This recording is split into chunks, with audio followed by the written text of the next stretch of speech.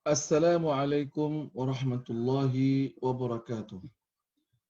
Bismillah wassalatu wassalamu ala rasulillah wa ala alihi wa sahbihi wa man wala alhamdulillah wa tadhkira wal naf'a wal intifa'a wal ifadata wal istifadata wal hatha ala tamassuki bi kitabillahi wa sunnati rasulih wa du'a ila al-huda wa dalalata ala al-khairi ibtigha'a wajhillah wa mardatihi wa qurbihi wa thawabihi subhanahu wa ta'ala. سبحانك لا علم لنا إلا ما علمتنا إنك أنت العليم الحكيم رب اشرح لي صدري ويسر لي أمري واحلل عقدة من لساني يفقهوا قولي أما بعد. Alhamdulillah. Hadirin para penonton rahmatullah sekalian, bersiaran kita lagi di atas talian ini ataupun kuliah online dalam pada bicara mengenai tentang seputar ibadah salat. Alhamdulillah. Kita telah pun membahagikan golongan masyarakat itu kepada 3 golongan perihal tentang berkaitan dengan ibadah solat.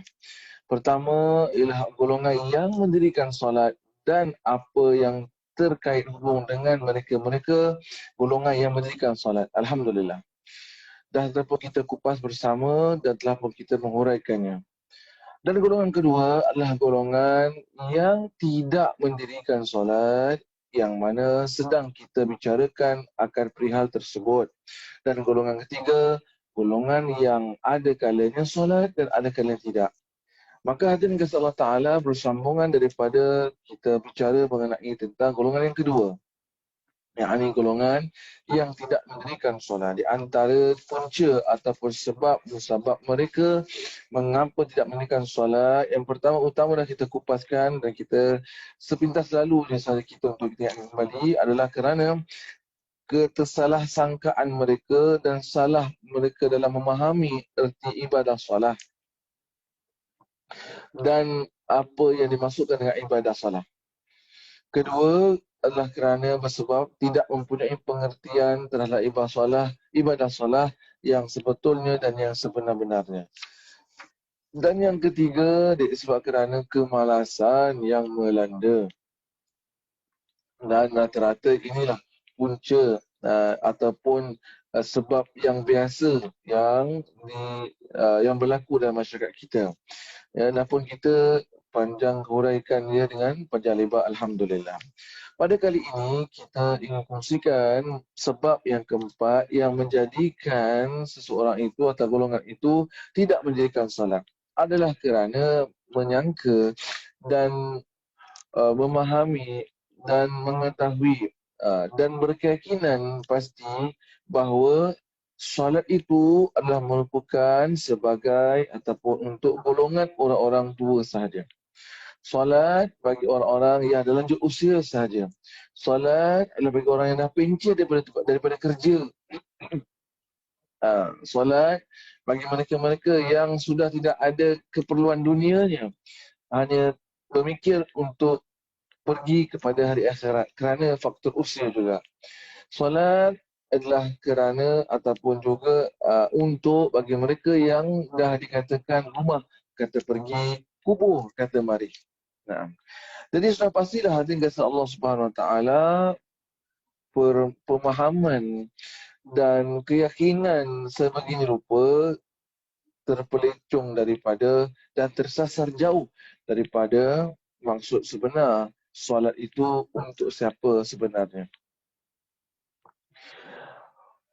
Alhamdulillah, pada akhir-akhir lewat ini kita dapat melihat perubahan dari segi masyarakat kita, dalam masyarakat kita, yang mana kalau mengikut pengamatan saya ini yang dhaif pada tahun 2000 kebelakangan ataupun 2000 ke atas, kita dah dapat lihat alaf baru itu yang mana dapat kita saksikan juga gelombang baru daripada kalangan masyarakat kita, khususan daripada kalangan anak-anak muda kita, anak-anak muda remaja kita, yang mana mereka sudah mula sedar dan sadar erti ibadah salat, sedar dan sadar akan kepentingan menjaga ibadah salat.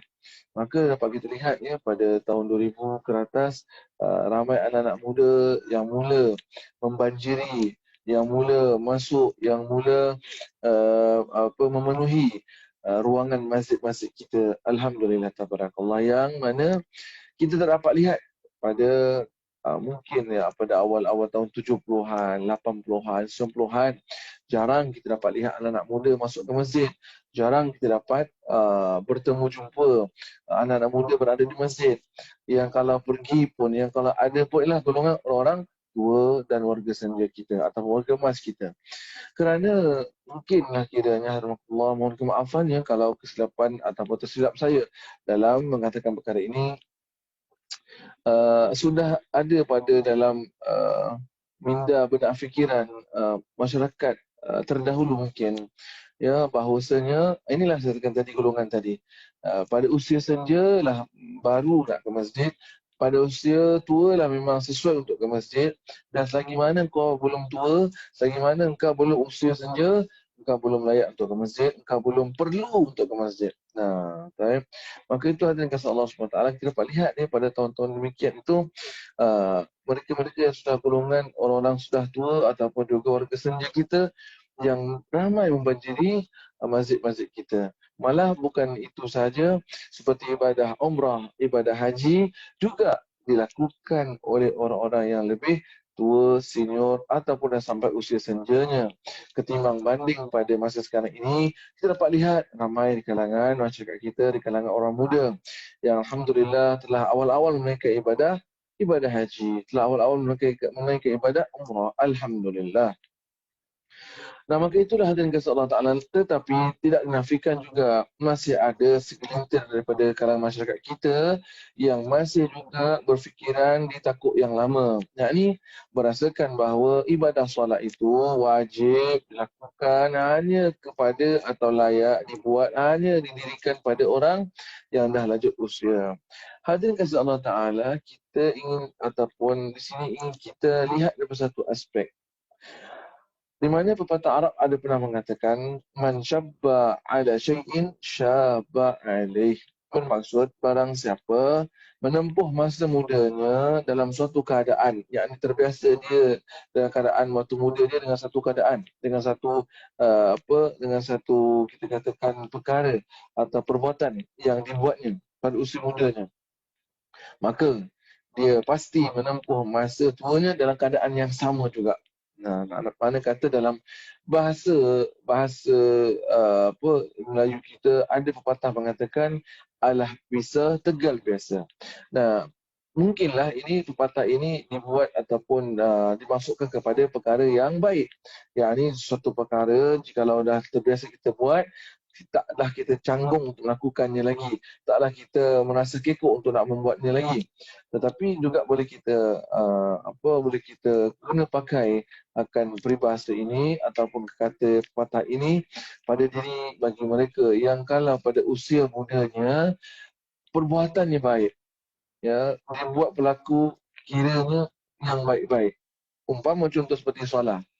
Kalau pada saat mudanya dah dirikan salat, insya-Allah nanti pada usia tuanya tidak ada masalah dia itu untuk nak mendirikan salat kerana dah sudah terbiasa. Alah bisa tegal biasa. Tetapi sebaliknya, andai pada waktu usia muda remajanya tidak biasa salat, tidak mendirikan salat, tak nak dan tak mahu salat, maka dikhawatiri bimbang pada usia tuanya juga nanti sama terbiasa dia untuk tak salat, terbiasa dia untuk tidak mendirikan salat, terbiasa dia dan tak merasa berdosa dia walaupun dah usia senja tua masih lagi tidak menunaikan ibadah salat. Na'udzubillah min dzalik. Maka hadirin kasih Allah SWT, dan kita lihat juga andai kalau kiranya pada seorang itu sudah berada pada usia senja dan usia tua, kebanyakannya ataupun memang kebiasaannya dan secara fitrahnya kekuatannya berkurangan, matanya mula kabur, pipinya mula kendur dan tidak ada gigi pun berterabur dan kekuatannya pun mula melemah, mula tidak kuat, nak berdiri pun payah, kadang kala diri pun susah, duduk pun lagi susah. Nah, disebab kerana faktor kesihatan, usia, umur dan sebagainya. Mengelakkan daripada melakukan akan hal demikian. Dan hadirin kasih Allah Ta'ala, mohon kemaafannya kepada kaum bapa kita, kaum ibu yang sudah lanjut usia di luar sana. Bukan nak mengata, tapi sekadar sebagai mengingatkan sama-sama kita. Dan ini realiti dan ini terjadi. Bayangkan kalau kita kalau kita baru nak mula tunaikan, lakukan, dirikan ibadah solat pada usia senja kita, dalam keadaan melemah kita, dalam keadaan yang tak kuat kita, dalam keadaan yang tak boleh sempurna uh, segala rukun ibadah yang nak kita lakukan dalam ibadah solat tersebut. Pertama-utama sekali, di antara rukun solat itu adalah berdiri ketika mengangkat takbiratul ihram. Kadang-kala walaupun sedetik, walaupun sejenak seketika, nak diri pun payah. Satu. Kedua, berapa ramai kadang-kala kita melihat orang-orang warga senja kita solat yang mana terpaksa solat di atas kerusi. Pertama, berdiri dah tak boleh. Kedua, nak rukuk dengan rukuk yang tak sempurna, cukup sekadar sebagai syarat sahaja. Ketiga, apatah lagi jauh nak sujud.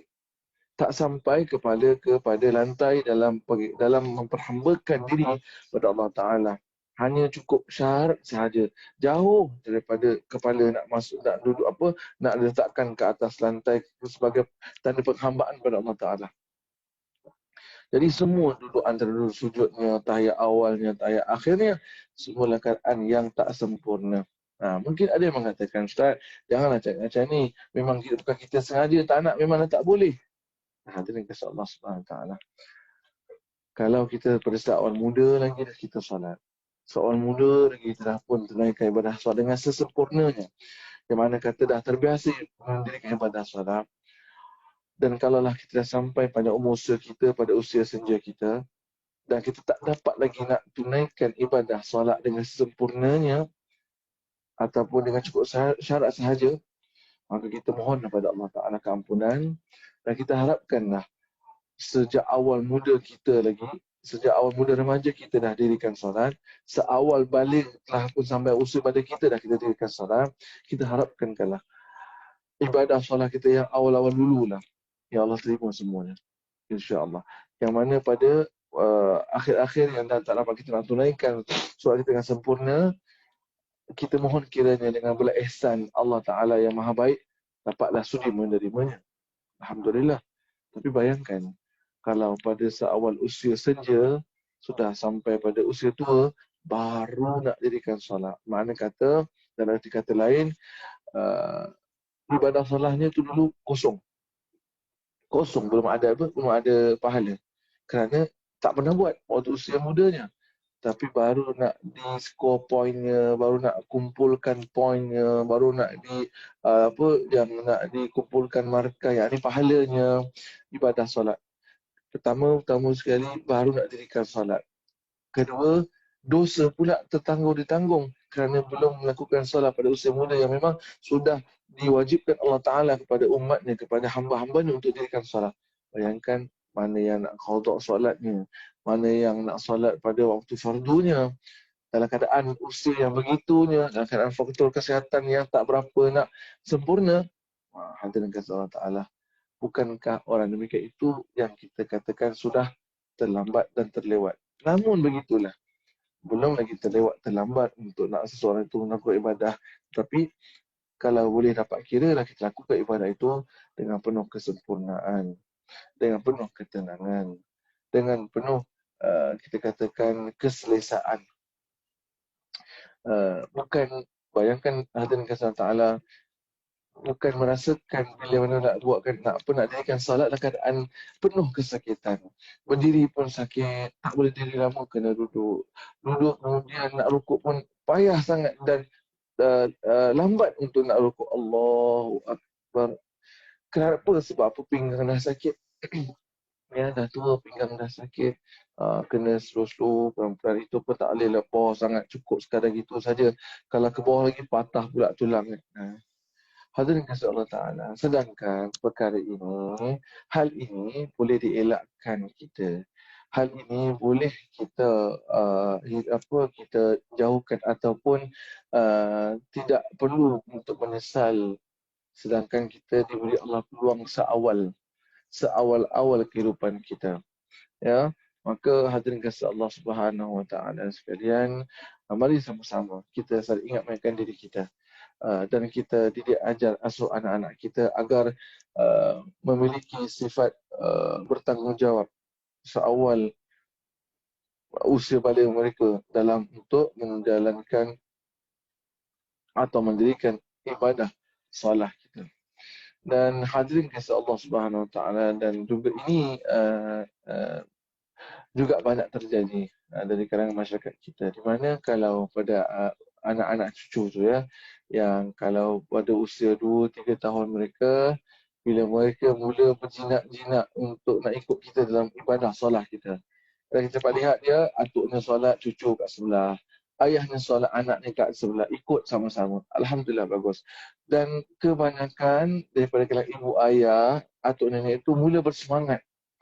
Ya, semangat yang tinggi sekali bila nampak anak cucunya, dah suka sekali cucunya tu dah mula nak solat, dah pandai solat. Maka diberikanlah segala kelengkapan peralatan ibadah solatnya. Telekongnya lah yang berwarna-warni, bercorak bermacam, dengan sejadahnya lah yang berbagai-bagai gambar dan sebagainya lah. Ya, diberikan sesempurnanya dan diajak tak apa kata orang putih, without fail, untuk ajak setiap kali ibadah solat, setiap kali datang fardu solat, ajak cucu, ajak anak datang, ajak anak cucu untuk nak solat sama-sama. Ya. Tetapi Rasulullah SAW kata apa hadirin kasih Allah Ta'ala? Rasulullah SAW yang kata apa hadirin kasih Allah SWT? Muru seganakum ila salati wahum saba'an. Rasulullah SAW mengajar didik asuh kita untuk didik asuh ajak anak kita mula mengenalkan mereka dan biasakan mereka dan suruh mereka untuk mendirikan salat pada usia bila? 7 tahun. 7 tahun. 2, 3, 4 belum. Itu masa mereka bermain-main. So, di mana kita lihat ya, kalau fasa alam persekolahan anak kita. Darjah 1 itulah yang mana biasanya darjah 1 ialah umur 7 tahun, anak baru masuk sekolah. Dan darjah 1 itulah akan bermulanya pelajaran secara serius. Darjah 1 atau P1 itulah merupakan sebagai titik mula anak-anak kita akan belajar dengan secara sistematik ataupun dengan secara serius lah saya katakan tadi ya. Tapi pada usia anak kita umur 3 tahun, walaupun alhamdulillah sekarang pun dah ada masuk umur 3 tahun, ya, 2 tahun pun dah ada sebenarnya. Ya. Infant anak yang baru lahir, ya, baru baby lagi, yang perlu untuk ibu ayahnya hantar untuk penjagaan, pun dah ada juga alhamdulillah. Tapi kita lihat ya, umur mungkin 2 lah, kita letak 2, 3 tahun, 4 tahun, 5 tahun, mereka belajar sambil bermain. Tetapi kadang-kadang mainnya lebih ketimbang banding dengan belajarnya. Kerana memang itu memang alam anak-anak kita, tuan-tuan, Bapak Ibu rahmatullah, alam permainan mereka, masa mereka untuk bersukaria, masa mereka untuk menikmati dunia. Ya. Subhanallah, kadang-kadang kita pun bercakap dengan anak kita untuk jadi budak-budak ni, apa dia tahu, makan, tidur, main, makan, tidur, main. Ya, lumrah fitrah anak-anak. Tabarakallah, masya-Allah. Hadirin kisah Allah Ta'ala. Ya, sebab itu juga dinamakan kalau secara rasminya ya, anak-anak umur 3 tahun dipanggil apa? Playgroup. Nama sekolah pun dah playgroup lah. Masya-Allah. Kemudian dululah zaman waktu saya 90-an dulu, kita panggil anak-anak yang masuk kindergarten, K1, kita panggil sekolah makan. Sekolah makan. Ya, kerana tak nak nampakkan keseriusan sangat dalam pembelajaran sebab belum masa. Nama pun sekolah makan. Dia tahu pergi sekolah nak makan aja. Tapi bila masuk dia satu, yes, permulaan untuk anda serius dan mula fokus untuk belajar. Begitulah dalam mendirikan ibadah solat kita. Begitulah dalam mendidik asuh anak-anak kita, cucu kita dalam ibadah solat. Apa terjadi? Bila seawal sangat kita dah memperkenalkan atau menyuruh atau menggalak ataupun kita sentiasa mengajak anak cucu kita untuk dirikan solat pada usia awal 2-3 tahun, tapi nanti bila mereka dah menjangkau usia 7 tahun yang memang sepatutnya kita ajak mereka, kita dah mula penat. Atuk nenek tu dah mula lelah. Ibu ayah itu dah mula give up. Kenapa? Dah tak kuasa lagi. Sayang dan rugilah. Maka anak itu yang patutnya umur 7 tahun diajar asuh dan dididik untuk solat, dan hingga Rasulullah mengatakan bahawasanya dan pukullah mereka pada mereka usia umur 10 tahun kalau tak nak solat. Dan sini pukul ni bermakna untuk mereka dididik, untuk mereka diasuh, diajar dengan disiplin. Bukan dah untuk dipukul dengan mendera dan sebagainya. Na'udzubillah wa asyhadulillah astaghfirullahalazim. Maka hadirin Allah Taala, sekali-kali tadi apa terjadi? Jadi anak tu pada umur 7 tahun yang sepatutnya diajak untuk solat, tidak ada orang yang mengajaknya solat. Ayahnya, ibunya atau neneknya solat sendiri. Dia dibiarkan tengok TV, dibiarkan bermain gamenya, dibiarkan buat aktiviti hariannya sebagainya. Apatah lagi bila dah masuk usia remaja. Bila dah masuk usia remaja, kita baru mula sedar. Kita baru mula tersadar, anak aku tak solat. Anak aku belum lagi solat. Kita mula memaksa. Dari sebab itu, Alhamdulillah, kita ada masalah dalam untuk mengajak, mengasuh, mendidik, menyuruh anak-anak remaja kita untuk dirikan salat. Ya, kita diajar Rasulullah untuk mengajar, mendidik, bukan memaksa. Maka justru itulah anak-anak remaja banyak benci ibadah salat. Tak suka disuruh salat. Kenapa? Sebab belum, kerana sistem diperkenalkan mereka tentang ibadah solat itu ada error, kata orang putih apa, ada kelanjutan, ada salah silap ibu bapa yang dia ajar asuh anaknya.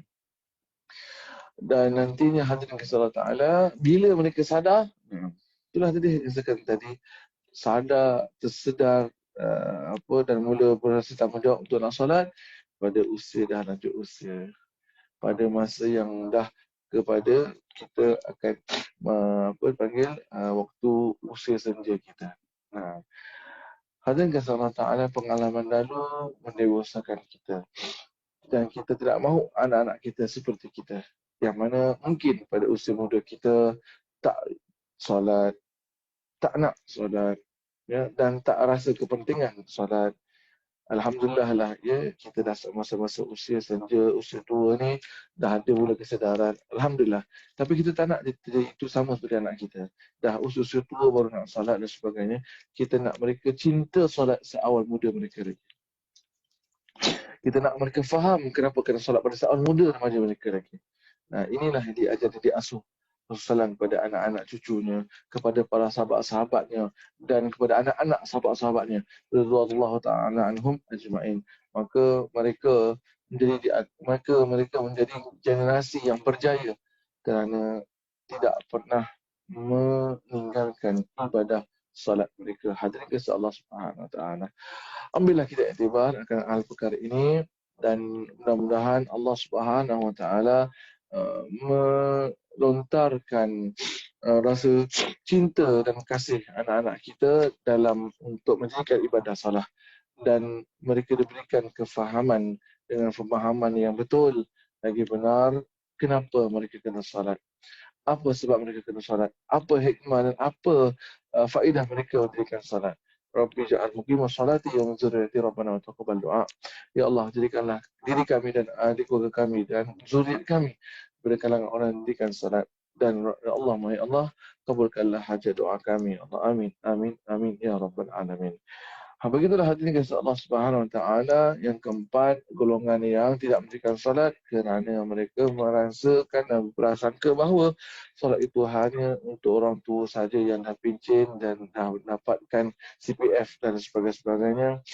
Dan kita sudah boleh mula dan sudah boleh seawalnya buanglah stigma pemikiran, pemahaman yang demikian rupa, buang jauh-jauh, di mana ibadah salat perlu dilakukan seawal muda kita. Kerana bila seawal muda kita biasa salat, di hari itu nanti kita tak canggung untuk mendirikan salat. Malah walaupun dah seusia tua dan juga pada waktu ketika senja, walaupun memang dah kita tahulah sudah melemah anggota tubuh badannya, tetapi subhanallah masih tetap boleh dengan sempurna mendirikan ibadah solat itu kerana dah terbiasa. Seperti mana kita tahu di antara cara duduk dalam solat itu adalah duduk secara tawaruk, ya, dan juga duduk iftirash, yang mana kalau kita lihat dia, cara duduk ini, kalau tak betul-betul memang tak boleh buat. Kerana apa? Kaki sakit, kaki lenguh, tak boleh lipat, lutut pula sakit dan sebagainya. Tapi itu semua tak menghalang kita, kerana seawal usia muda dah kita buat. Seawal usia muda dah kita lakukan. Maka sudah jadi fleksibel.